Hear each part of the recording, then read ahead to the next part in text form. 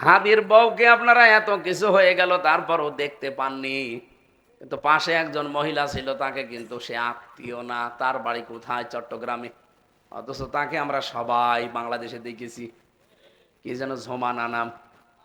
অথচ তার নিজের স্ত্রী যেটা, তারে আমরা দেখেছি। এসেছিল দেখতে, কিন্তু এমন পর্দা করে এসেছে, বোঝাও যাচ্ছে না বউ না খাম্বা। চারিদিক থেকে ঘিরে নিয়ে এসেছে, সাংবাদিক তো দূরের কথা, কেউ দেখতে পারে নাই। প্রত্যেকের স্বামীর মন মানসিকতা এক না। হাদির বউকে আল্লাহ ওইভাবে তৈরি করেছে, কারণ তার স্বামী চাইতো যে সে যেন খাস পর্দায় থাকে। সেও ছিল আলেম পরিবারের মেয়ে, তো আলেম পরিবেশে বিয়ে হয়েছে।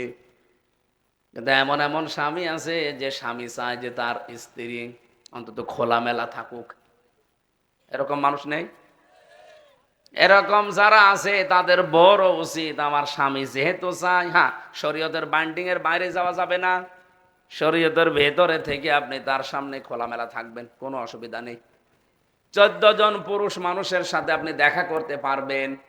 নিজের বাবা, দুধ বাবা, আপন ভাই, এরপরে ছেলে, নিজের আপন ছেলে, এরপরে বোনের ছেলে, এরপরে ভাইয়ের ছেলে, এরপরে মেয়ে যার সাথে বিয়ে দিয়েছেন ওইটার নাম কি? জামাই। এই জামাইয়ের সাথে দাদা, নাতি, এরকম 14 জনের নাম সূরা নেসার 21 নাম্বার আয়াতে আছে।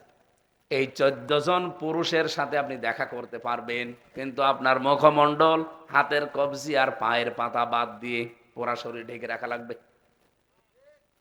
এখানে এই 14 জনের নামের ভেতরে একজন পুরুষের নাম নেই। নাম কি?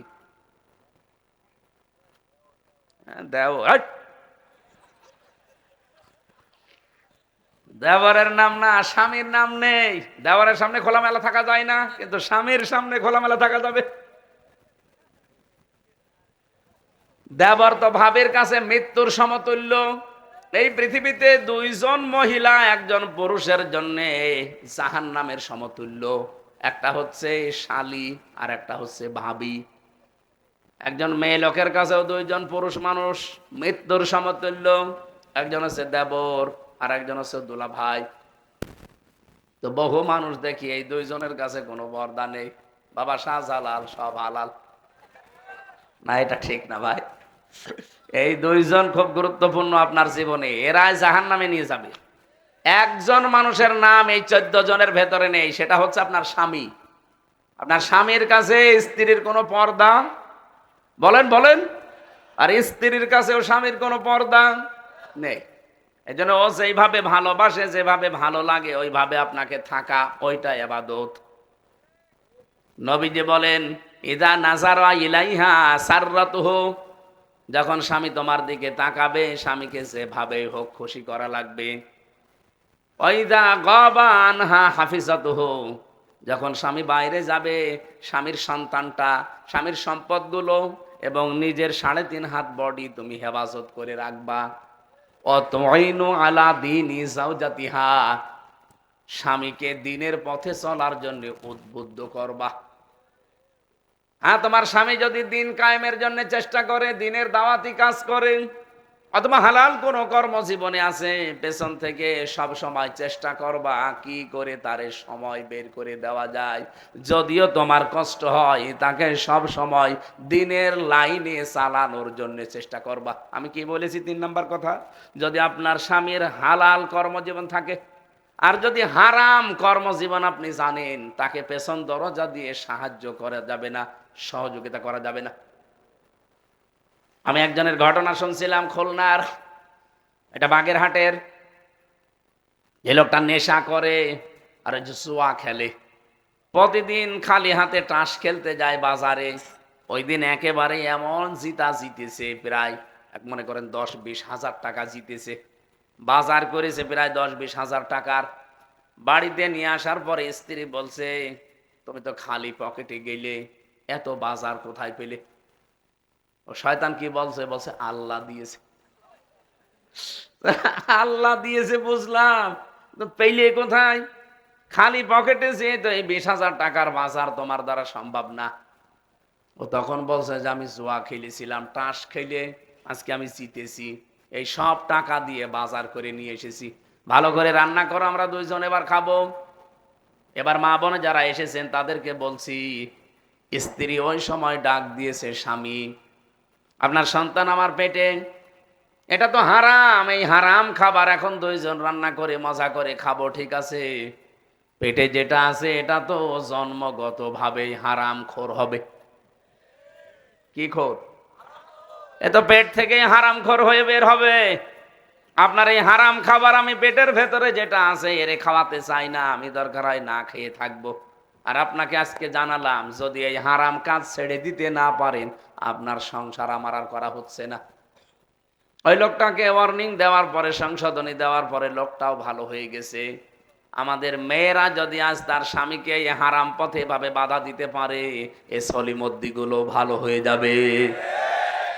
না, এরা আরো উল্কা দেয়, তুলনা দেয় যে অমকের স্বামী আর তুমি তো একই চাকরি করো, একই দোকানদারি করো, ও কি করে আর তুমি কি করো।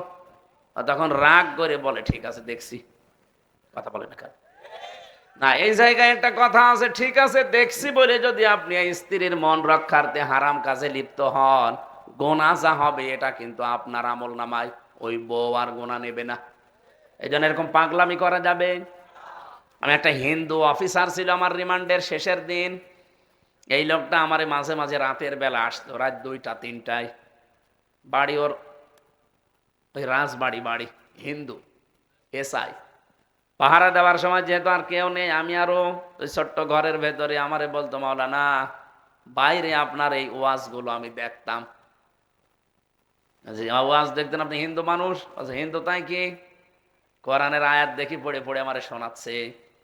সূরা তাগাবুনের 14 নম্বর আয়াতটা আমি যেভাবে পড়ি ওইভাবেই পড়ে শোনালো।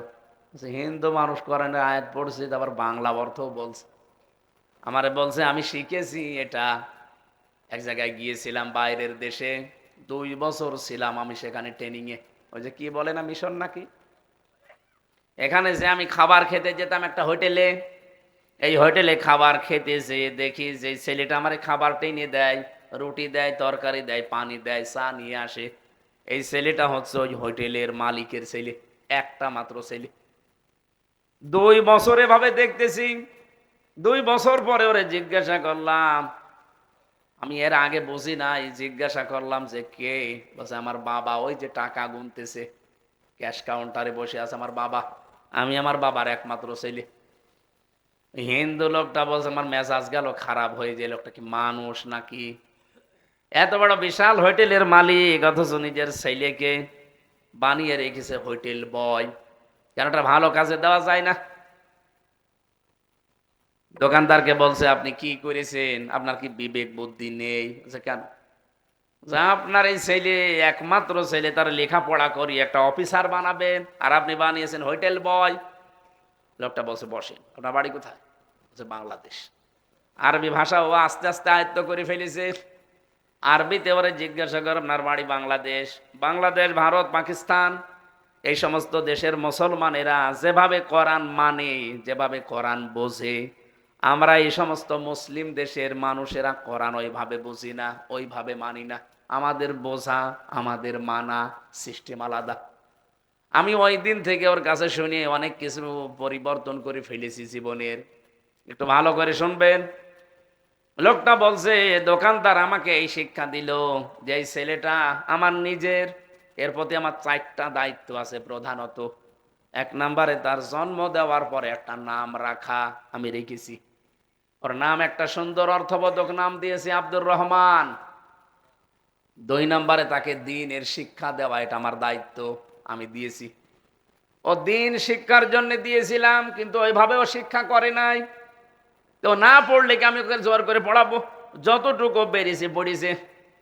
3 নম্বরে ওর একটা সৎ পাত্রী দেখে পাত্রস্থ করার দায়িত্ব আমার, আমি করেছি। 4 নাম্বার ওর একটা হালাল কর্মজীবন তৈরি করে দেওয়ার দরকার, আমি দিয়েছি। ওর যে লেখাপড়ার দৌড়, ওরে তো আমি অফিসার বানাতে পারি না। এই জন্য ও যতটুকু জানে, ওর ভেতরে হালাল একটা কর্মজীবন আমার দোকানে দিয়েছি নে।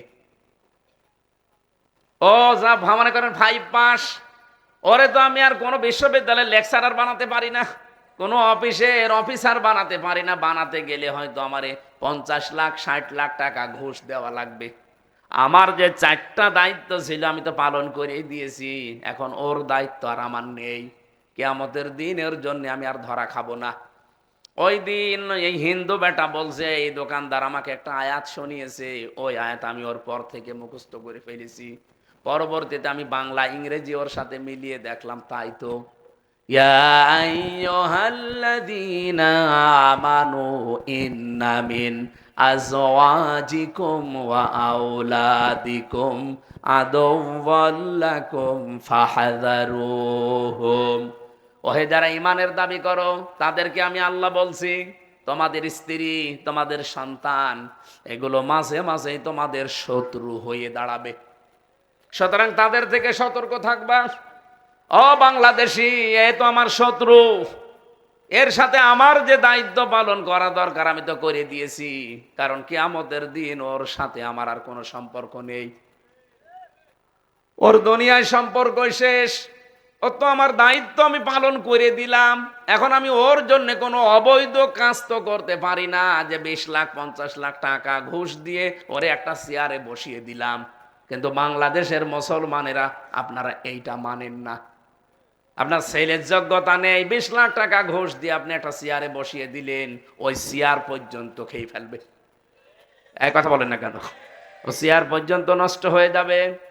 এরকম পরিবেশ বাংলাদেশে আছে না নেই? এই জন্য ওদের কোরআন পড়া, ওদের কোরআন বিশ্বাস করা আর আমাদের কোরআন পড়া, বিশ্বাস করা, আমল করা এক না। এরপরের আয়াতটা উনি আমাকে শুনিয়েছিলেন, ইন্নামা আমওয়ালুকুম ওয়া আওলাদুকুম ফিতনা আল্লাহু ইনদাহু আজরুন আযীম। আমি এখান থেকে যে তথ্যটা পেয়েছি, পৃথিবীতে যেহেতু সবাই আমাদের শত্রু, তাদের সাথে যতটুকু আচরণ করা দরকার এইটা আপনাকে করা লাগবে। ছেলে বলে আপনি একেবারে সব বৈধ অবৈধ করে গেলেন, ওই অবৈধ কিছু করলেও কিন্তু ওই ভাগটা বাবা হিসাবেও নেবে না। আমি ওই দিন থেকে মনে মনে করেছি, আল্লাহ, দুনিয়ার জীবন আসলেও তো এরকম, কারো সুখের জন্য আমি অবৈধ কোনো পথে পা বাড়াবো, অথচ অবৈধ কিছু করলে যা হবে, ওই টাকা পয়সা অর্থ সম্পদ হয়তো তারা ভোগ করতে রাজি হবে, কিন্তু অবৈধ কাজ করে যে গোনা হবে, গোনা ভোগ করতে ওরা রাজি। আমরা আর পাগলামি করতে চাই? বলেন বলেন। আল্লাহ বলেন, আমি শোষবন করে দিলাম, আকর্ষণীয় করে দিলাম, একবারে মজার ব্যাপার করে দিয়েছি তোমাদের কাছে। 1 নম্বরে তোমাদের স্ত্রী, 2 নম্বরে সন্তানাদি, 3 নম্বরে পঞ্চবেত সোনা, পঞ্চবেত রূপা, এর বাদের এরপরে খাইলিল মুসাব্বামাতি ওয়াল আনআম। দুনিয়াতে কারুকার্য করা ঘোড়া, এখানে ঘোড়া বলতে আপনি মোটরসাইকেল ধরতে পারেন, ঘোড়া বলতে প্রাইভেট কার ধরতে পারেন, ঘোড়া বলতে আপনি বাস ধরতে পারেন, যেগুলো যানবাহন। এখন যেহেতু ঘোড়া আর চলে না, তাহলে এখন প্রাইভেট ধরা লাগবে বা দামি মোটরসাইকেল ধরা লাগবে। এইগুলোর প্রতি আমি আকর্ষণ তৈরি করে দিয়েছি মানুষের প্রতি। শস্য, ক্ষেত খামার, গবাদি পশু পাখি, জমি জায়গা, বাড়ি, সুন্দর বাড়ি, এগুলোর প্রতি মহাব্বত, ভালোবাসা তৈরি করে দিয়েছে কে? আল্লাহ বলেন, যালিকা মাতাউল হায়াতিদ দুনিয়া, এগুলো সবই দুনিয়ার ভোগ সামগ্রী। ভোগ করলে এগুলো আস্তে আস্তে শেষ হয়ে যাবে। আল্লাহু ইনদাহু হুসনুল মাব, আমি আল্লাহর কাছে আছে এর চাইতেও উত্তম জিনিস। সেই উত্তম জিনিসটা কি, এইটাই আজকে আমাদের জানা দরকার। আমরা যেহেতু এই মোহের ভেতরে আছি, একটা অন্ধকার মোহের ভেতরে আল্লাহ আমাদেরকে নিমজ্জিত রেখেছেন। এবার আল্লাহ সেই বর্ণনা দিয়েছেন, কুল আউনাব্বিউকুম বিখাইরিম মিন যালিকুম। হে নবী, আপনি বলেন যে আমি তোমাদেরকে কি এর চাইতেও ভালো কোনো জিনিসের সংবাদ দেব? আল্লাযীনা তাকাউ ইনদা রাব্বিহিম জান্নাতুন তাজরি মিন তাহতিহাল আনহার। এই পৃথিবীতে যারা আল্লাহর ভয় নিজের ভেতরে তৈরি করতে পারবে, তাদের জন্য তাদের রবের কাছে আছে বাগান। আল্লাহ বাগান বলতে গিয়ে দিয়েছেন বহু বচন, জান্নাতুন না, জান্নাত। এখানে যারা আরবি একক বোঝে, এই এদিকে তাকান ভাই, আরবিতে আপনি দেখবেন এক বচন, দ্বি বচন, বহু বচন আছে, কিন্তু পৃথিবীর 4,500 ভাষা আছে। বহু ভাষাতে এক বচন, এরপরে বহু বচন, দ্বি বচন নেই।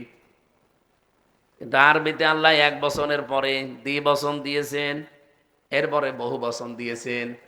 আপনি এক হলে এক বচন বলবেন, একের বেশি হলে দ্বি বচন বলবেন, দুই, দুইয়ের বেশি হলে আপনাকে তখন বহু বচন বলা লাগবে। কিন্তু অন্যান্য ভাষায় এক বচনের পরে একবারে বহু বচন আছে। আল্লাহ জান্নাত না দিয়ে জান্নাত দিলেন কেন? আমরা জানি কোন মানুষ যদি জান্নাত পায়, এই দুনিয়ার সমান জান্নাত হবে কয় দুনিয়া? এটা শুনেছেন কোনদিন? 10 ডবল হবে এই দুনিয়ার। এটা একটা জান্নাত। এখানে জান্নাত বহু বচন আছে, কমপক্ষে বহু বচন হতে হলে 2 তো হবে না, 3 হওয়া লাগবে।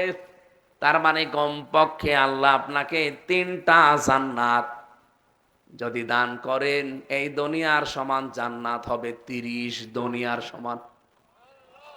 আল্লাহ বলেন এইটা রেখেছি তোমাদের জন্য, খালিদিনা ফিহা, চিরকাল সেখানে থাকবে, নদী আর নহর প্রবাহমান থাকবে।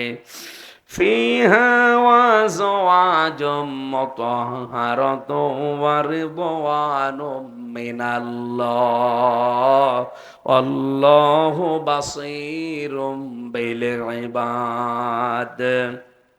পবিত্র স্ত্রী আমি আল্লাহ সেখানে রেখে দিয়েছি তোমাদের জন্য। সবচাইতে বড় নিয়ামত যে আমি আল্লাহ নিজেই তোমাদের উপরে রাজি এবং খুশি প্রকাশ করব। আমার বান্দাদের প্রতি আমি খুব সূক্ষ্মদর্শী। এবার তোমাদের দুনিয়ায় কিছু কাজ আমি আল্লাহ দিয়ে দিলাম, এগুলো করলে এই যে বাগানের কথা পরিচয় দিলাম পেয়ে যাবে। আল্লাযীনা ইয়াকুলুনা রাব্বানা ইন্নানা আমান্না ফাগফির লানা যুনুবানা ওয়া কিনা আযাবান নার। যেই মানুষগুলো বলে হে আমাদের রব, নিশ্চয় আমরা ঈমান এনেছি তোমার প্রতি, আমাদের ঈমানে কোনো শিরিক নেই, বেদাত নেই, ভেজাল নেই। ফাগফির লানা, আমাদের মাফ করে দেন, যুনুবানা, আমাদের অপরাধগুলো। আর এই যুনুবানা, অপরাধ মাফ চাওয়ার সর্বোত্তম সময় হচ্ছে তাহাজ্জুদের নামাজ। সময় পেলে, সুযোগ পেলে আপনারা আদায় করেন। ওয়াকিনা আযাবান নার, আমাদের সবাইকে জাহান্নামের আগুন থেকে আপনি বাঁচান। রব্বুল আলামিন আয়াতের জবাব দিয়েছেন, ওয়াকিনা আযাবান নার, ওয়াকিদান্নি ওয়াকিনা, আমরা সবাই জাহান্নামের আগুন থেকে বাঁচতে চাই। আল্লাহ জবাব দিয়েছেন সূরা সফের 10 নম্বর আয়াতে। এই পৃথিবীতে কোনো বান্দা বান্দি জাহান্নামের আগুন থেকে যদি বাঁচতে চায়, এই দুনিয়াতে আল্লাহর বিধান কায়েমের জন্য তার ভূমিকা থাকা লাগবে। আজ বাংলাদেশে বহু আলেম আমরা দেখি, হক্কানি আলেম, রব্বানি আলেম লিখে দেয়। আপনি হক্কানি আলেম, রব্বানি আলেম, আপনার ডিগ্রি আছে, আপনি বড় মসজিদের ইমাম, খতিব, বড় মাদ্রাসার সাইকুল হাদিস, মুফাসসির, আমি জানি, কিন্তু দিন এই জমিনে কায়েম করা লাগবে। আপনার এই বিষয়ে ভূমিকা কি? আপনার এই বিষয়ে আপনার ভূমিকা কতটুকু আছে বলেন তো? আপনার ফিকির কতটুকু আছে? যে জমিন চলছে আজ 54 বছর স্বাধীন হওয়ার পরও মানুষের তৈরি করা আইন দিয়ে কোনোদিন আপনার এই চেহারার ভেতরে একটু চিন্তার রেখা আসে না যে কি করে আল্লাহর জমিনে আল্লাহর বিধান কায়েম করা যায়? সুতরাং এগুলো আন্দাজে দাবি করলেই হক্কানি রব্বানি আলেম হওয়া যায় না। হক্কানি রব্বানি আলেম হতে হলে জমিন যার, বিধান কি করে চলবে তার সেই ফিকিরে থাকা লাগবে। এরপরে তাদের কাজ হবে, এই বিষয়টা বুঝেছেন? জাহান্নাম থেকে যদি বাঁচতে চান, এই একটাই রাস্তা খোলা আছে। যতদিন বেঁচে থাকবেন, দিন কি করে কায়েম করা যায় লেগে থাকবেন। তাহলে জাহান্নামে আল্লাহ আপনাকে দেবে না। আস-সাবিরিনা, ধৈর্য ধারণ করবে, ওয়াস-সাদিকিনা, সত্যের অনুসন্ধানকারী হবে, ওয়াল কানিতিনা ওয়াল মুনফিকিনা ওয়াল মুস্তাগফিরিনা বিলা সাহার, তারা কোন শব্দের শাব্দিক অর্থ নত হওয়া, আল্লাহর বিধান পেলেই তারা মাথা নত করে দেবে। মুনফিকিনা, তারা খরচকারী হবে আল্লাহর দ্বীনের রাস্তায়।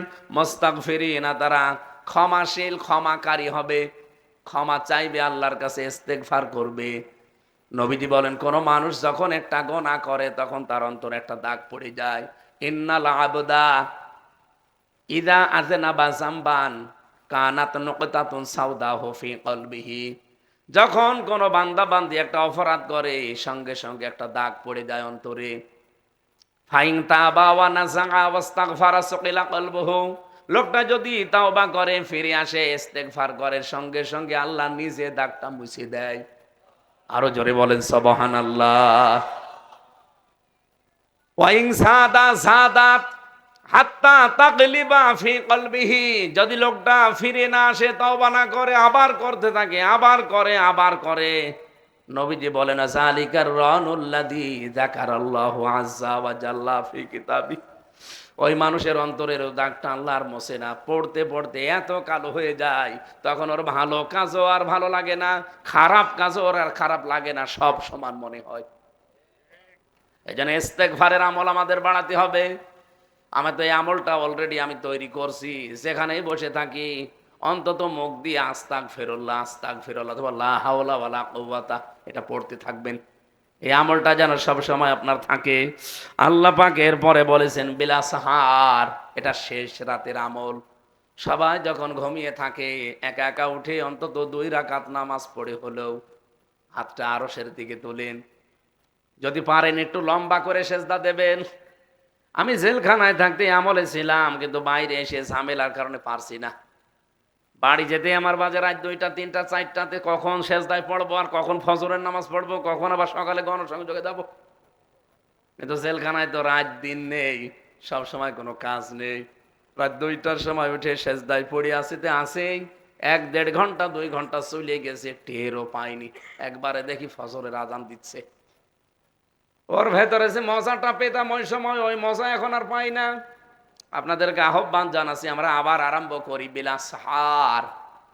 এর পরের কথাগুলো আমাদের সবার জন্যে। এটা তো ব্যক্তিগত কিছু কিছু আমলের কথা আল্লাহ বললেন, যে দুনিয়ার এই শোষণ-মুক্ত জিনিস থেকে যদি নিজেকে বাঁচিয়ে এই কাজগুলো করতে পারো, আমার বাগান তোমাদের জন্য রেডি আছে। যে বাগান কমপক্ষে এই পৃথিবীর 30 পৃথিবীর সমান। কারণ জান্নাত না দিয়ে জান্নাত বহু বচন দিয়েছেন। এক দুনিয়া এক জান্নাত কয় দুনিয়ার সমান? তাহলে বহু বচন যেহেতু 3 হওয়া লাগবে, 3 জান্নাত। বলেন বলেন, আল্লাহ যেন আমাদের কপালে এটা দান করেন, বলেন আমিন। মেয়েরা এসেছে, আপনাদের মেয়েদের জন্য আমি জেলখানায় বসা থাকা অবস্থায় 3 বছর এই বইটা লিখেছিলাম। কই সেটা? এই বইটা আপনারা স্বামীকে পড়াবেন, স্ত্রীকে পড়াবেন, 2 জন। দাম্পত্য জীবনে আমাদের যে মারামারি, কলহ, গন্ডগোল, কথা বলে না, মনোমালিন্য, এটা পড়াবেন। 120 পৃষ্ঠা আমি দেখে দেখে লিখেছিলাম। আর এটা দেখেছি আল্লামা সাইদির সাথে ছিলাম, যে কয়েকদিন যা চা শুনেছিলাম, শতাব্দীর শ্রেষ্ঠ রাহাবার আল্লামা সাইদি, ওনার ওই কথাগুলো আমি নোট করেছি। আপনারা জানতে চাইলে ওনার অনেক বিষয়ের ভেতরে দেওয়া আছে, যেগুলো মাথায় হাত দিয়ে মাঝে মাঝে আমার শোনাইতো, ওইগুলো মনে রাখতাম আর এসে লিখতাম। এটা আপনারা নিয়েন। আর এটা আমলের বই। কোন কাজ করলে আপনি কোন জান্নাত যাবেন, কোন কাজ করলে, ওই যে একটা 3টা নিয়ম বললাম না, কুফরি করলে কি হয়, এরপরে শিরিক করলে কি হয়, এরপরে সীমা লঙ্ঘন করলে কি হয়, নিজের বউ বাদ দিয়ে অন্যের সাথে, এই যে এই বিষয়গুলো এখানে আছে। আমি যা বলি আগে ওটা লিখি। এরকম প্রত্যেকটা বিষয়ের উপর আমার বই লেখা আছে। এখানে প্রায় 10টা সাবজেক্ট আছে। এই বইটাও নিতে পারেন। কোন আমলে কোন জান্নাত আর কোন কারণে কোন জাহান্নামে আপনি যাচ্ছেন আপনি বুঝতে পারবেন। এই যে মঞ্চে আছে মনে হয়, এখান থেকে নিয়ে যাওয়ার সময়। আল্লাহুম্মা আমিন।